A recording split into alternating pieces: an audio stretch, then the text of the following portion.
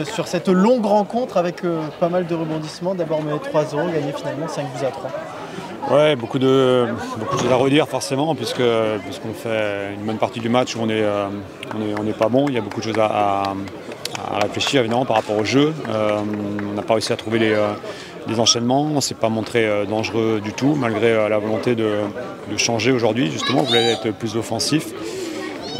Donc ça, c'est la partie qui évidemment est très embêtante parce qu'au-delà de l'aspect physique, on voulait faire jouer 1h, 1h10 à peu près chaque joueur. L'intérêt, il est d'avancer dans le jeu et là, on n'a pas réussi à trouver les bons enchaînements, on n'a pas réussi à trouver la coordination dans notre jeu. Et puis ensuite, la deuxième partie du match, évidemment, où on revient et il y a plus d'enchaînement, il y a plus de vitesse, il y a plus d'intensité dans ce que l'on fait. Évidemment qu'on aimerait que la première séquence soit du même teneur, mais on n'a pas réussi à le faire. Donc ça, cette partie-là, il faut évidemment bien la réfléchir parce que c'est pas normal de faire ce genre de prestation pendant 1h, 1h10 à peu près. Voilà, donc c'est des choses qu'il faut absolument régler et rapidement. C'est inquiétant justement ce qu'on a vu là sur les deux premières périodes. Oui, il ne faut pas se cacher. Quand on prend 3 buts contre une équipe de N2 et on est mené 3-0, en ouvrant beaucoup d'espace, mais même dans le jeu de construction offensive, parce qu'on peut évidemment dire qu'on prend 3 buts, que c'est pas bien, mais de ne pas avoir de situation, de ne pas se procurer, de ne pas avoir d'enchaînement technique. Alors, il y avait des changements, il y avait d'autres choses qu'on voulait voir aujourd'hui par rapport à nos matchs de Lens. Maintenant, oui, c'est pas de. Il faut vite régler les choses quand même. Parmi les satisfactions, on peut parler de Kevin Van Kerkhoff qui a un petit peu réveillé tout le monde avec son coup franc et c'est pas décisif. Qu'est-ce que vous en avez pensé? Ouais, c'est exactement ça. On a été plus dangereux et Kevin fait partie des joueurs qui ont apporté des choses dans l'aspect offensif du jeu. On sait sa qualité dans le dernier tiers offensif. Il l'a montré encore ce soir avec sa rentrée. Mais voilà, que ce soit Kevin ou un autre, je pense que contre une équipe de N2, on doit être capable de se procurer plus de situations sur le côté droit, que ce soit la première mi-temps ou la deuxième mi-temps avec Kevin ou sans Kevin sur le terrain. De l'autre côté aussi, Malik Mbaye aussi a été très percutant sur le côté gauche. Voilà, donc c'est vrai qu'ils ont mis plus d'intensité dans le jeu. Peut-être que le jeu était plus clairvoyant, mais c'est pas logique de faire ce qu'on a fait pendant plus d'une heure, même si après il y a eu le réveil des joueurs qui sont rentrés.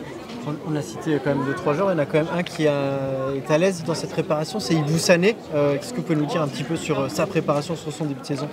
Ibou, c'est quelqu'un qui a de la qualité. Après, on sait très bien qu'au niveau physique, il est un petit peu en déficit par rapport à pas mal de joueurs, et notamment au niveau Ligue 2 ou Ligue 1. Mais il avance, il progresse au niveau de son habilité devant le but, ça on la connaît. Maintenant, il faut qu'il se retrouve dans ce genre de situation, comme ce soir, c'est-à-dire dans les 20-25 mètres. Mais il faut être dans cette zone de jeu-là pour qu'il soit influent. Ce soir, il a été influent, Idrissa Gueye aussi a été influent. Abouachvili aussi a été déterminant aussi dans son jeu de passe, mais en jouant simplement. Et on s'est trop compliqué la tâche par rapport à la première heure de jeu où ça a été loin d'être très fluide. On ne l'a pas vu ce soir, mais vous disposez d'un nouveau gardien depuis hier. Un petit mot sur le gardien danois qui vous a rejoint? Ouais, c'est un gardien qui a beaucoup de qualité, beaucoup de potentiel en tout cas, qui a envie de s'intégrer très rapidement. Il a vraiment une approche qui est très bonne par rapport à son métier aussi. Il est très volontaire. C'est un gaucher qui a un bon pied au niveau de la relance et puis il est capable aussi d'arrêter comme tous les gardiens du nord de l'Europe avec une caractéristique un petit peu de gardien allemand avec une sortie qui est en croix, qui est aujourd'hui efficace dans le football moderne. Donc c'est un gardien qu'il nous fallait pour jouer sous pression aussi. On recherchait cela depuis quelques semaines maintenant et j'espère qu'évidemment on a trouvé, même si c'est un jeune joueur qu'il va falloir qu'il appréhende aussi la compétition et la Ligue 1 en France. Juste une question moi pour Joseph Ndukidi. On l'a beaucoup vu jouer en défense centrale dans cette préparation. Est-ce que vous en avez parlé avec lui? Est-ce que vous comptez sur lui cette saison à ce poste? Ouais, on considère que c'est un joueur qui a du potentiel pour jouer à ce poste-là. Au milieu de terrain, c'est vrai que c'est un bon récupérateur du ballon. Maintenant, il avait quelques manques, donc on s'est dit qu'en ayant le jeu face à lui, il allait être plus à l'aise.